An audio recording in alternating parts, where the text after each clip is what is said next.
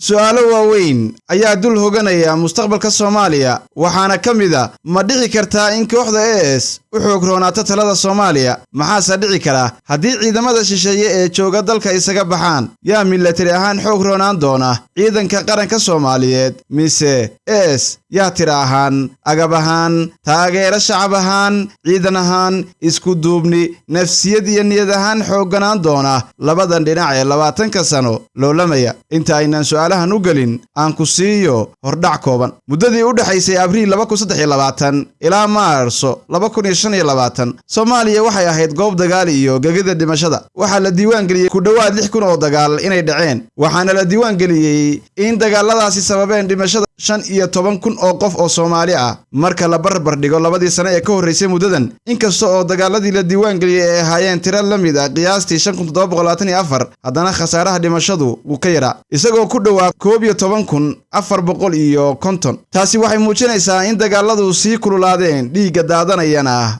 uu sii kordhay celceliska dhacdooyinka dagaal ee bishii waxay ku dhawaayeen 250 dhacdo oo is aragga labada ciidan dhex maray marar yar oo kaliya ayuu ka hoos maray 200 oo dagaal bishii balse si muuqata ayuu kor ugu kacay laba xilli oo dagaaladu aad u darnaayeen waana Luulyo ilaa Sebtembar sanadkii 2023 iyo Febraayo ilaa Maars 2025 muddo xileedka Xasan Sheekh ee labaad AS waxay sii xoojiyeen weeraro waaweyn oo ay ku qaadeen Muqdisho iyo guud ahaan dalka waxay adeegsadeen miinada dhulka lagu aaso weeraro toos ah iyo ismiidaamin kaliya magaalada Muqdisho gudaheeda kooxdu waxay ku qaaday in ka badan 160 weerar oo lagu bartilmaameedsaday shacabka weerarada ugu khasaarada badanna waxaa ka mid ahaa weerarkii Pearl Beach Hotel 9 June 2023 16 qof ayaa ku nafwaayay SYL Hotel 15 Mars 2024 qof ayaa ku dhintay weerarkii Top Cafe 14 Luulyo 2024 31 qof ayaa ku dhintay weerarkii Beach View Hotel Restaurant 2 Agost 2024 qof ayaa ku dhimatay weerarkii maqaaxiyaha shaaha 17 Agost 2024 28 qof ayaa ku nafweyday weerarkii Geldox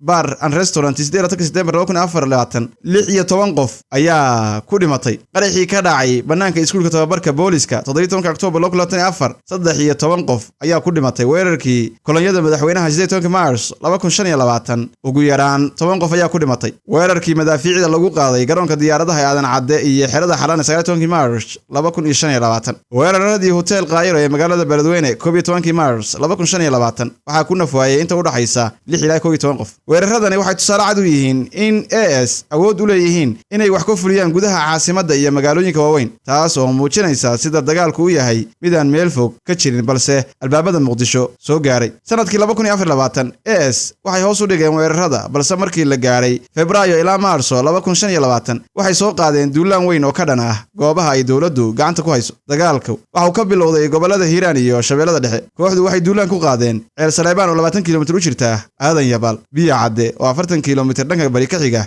Jowhar magaalada Jowhar lafteeda iyo Baalcad oo 30 kiiloomitir u jirta Muqdisho markii military ku filnaa waayna waxay dawladda federaalka ee Soomaaliya ku qasbanaatay inay dirto ciidanka booliska iyo ciidanka asluubta Soomaaliyeed una kaxaysa safka hore ee dagaalka isla waqtigaas AS waxay weeraro culus ka bilowday Shabeellada Hoose gaar ahaan Awdhigle iyo Afgooye bartamihii March 2025 waxay bilaabeen inay si tartiib ah u hareereeyaan Muqdisho iyagoo weerar ku ekeeyay ceelasha biyaha oo 15 kiiloomitir kaliya u jirta caasimadda ciidamada xoogga dalka Soomaaliyeed kooxaha ka soo horjeeda waxay kaga badan yihiin tiro ahaan agab ahaan waa ka qalab badan yihiin taageero ahaanna shisheeye badan ayaa hareero jooga balse niyad ahaan caqiida ahaan isku duubni iyo isaaminad ahaanba waa kaga hooseeyaan haddaan si kale u dhahana macnawiga uurka ku qarsoon waa lagaga xoog badan yahay ciidamada xoogga dalka Soomaaliyeed waxay ku tirsan yihiin dhaqaalaha iyo taageero amni oo shisheeye kooxda AS waxay ku xoog sarreysaa dhinacyada aan la taaban karin sida xeeladaha dagaalka isku duubnida gudahooda dagaalka nafsiyadeed iyo awoodda joogtaynta ee dagaalka lagu wado sanadkii 20aad ayuu galay dirirtoodu waxaana ka dhashay khasaare nafeed waa dagaalkii ugu adkaa ugu baaxadda weynaa ee ka dhaca qaaradda Afrika ee lagu tacaalayo kooxaha islaamiyiinta hubaysan sanadkii 2022 bartamihiisii dawladda federaalka Soomaaliya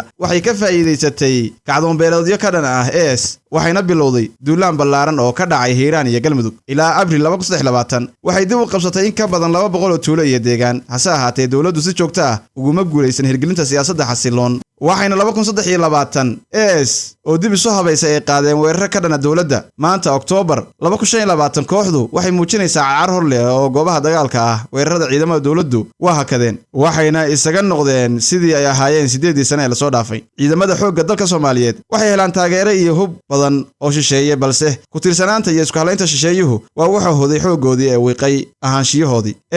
dhaqaalaha gudaha ka soo gala waa joogto, waxa kale oo ay adeegsadaan farsamo fudud oo ku filan inay dagaalka sii wadaan. Ciidanka xoogga dalka Soomaaliyeed waxay adeegsadeen xeelad ujeedkeedu tahay qabso, balse dhib badan ayay kala kulmeen inay sii difaacdaan dhulka ay hantaan.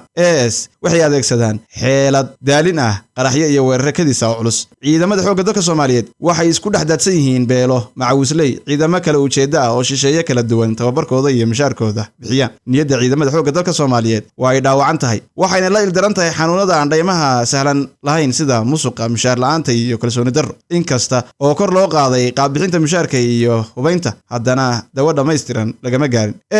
inkasta oo khasaarooyin badan ay la kulmeen, haddana niyaddoodu uma dhaawacna sida ciidamada Soomaaliya. Hadafkooda fogi waa inay ka faa'iideystaan bixitaanka iyaga oo dhisaya niyadda dagaalyahanadooda iyo awoodooda. Kooxdani waxay caan ku tahay weerar halis ah iyo soo kabasho. Waxay hore isaga difaaceen weerar badan oo ciidamada dawladda oo taageero shisheeye helaya ay soo qaadeen. Waxay dib u qabsadeen dhul hor leh oo horey looga saaray. Waxay fuliyeen weerar culus oo abaabulan oo ka dhana dawladda federaalka ee Soomaaliya, ciidamada Soomaaliya, shisheeyaha, ganacsatada